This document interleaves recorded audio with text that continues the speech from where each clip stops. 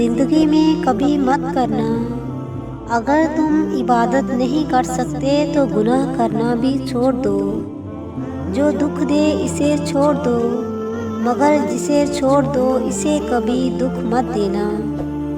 آسمان پر نگاہ ضرور رکھو، لیکن یہ کبھی نہ بھولنا پاؤں زمین پر ہی رکھے جاتے ہیں۔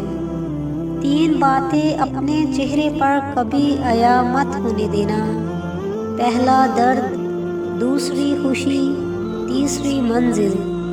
جس دن تم دوسروں کا درد خود پر محسوس کرنے لگو تو سمجھ لینا کہ تم اشرف المخلوقات ہو۔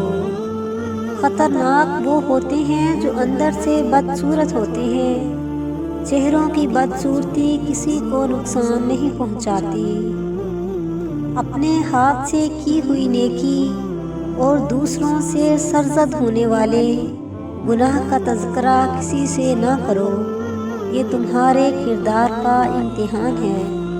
اللہ کے ڈر سے ایک گناہ چھوڑنا لاکھ تہجد اور نوافل سے بہتر ہے۔ تمہارا بدترین دوست وہ ہے جو تمہیں غلط بات پر راضی کرے۔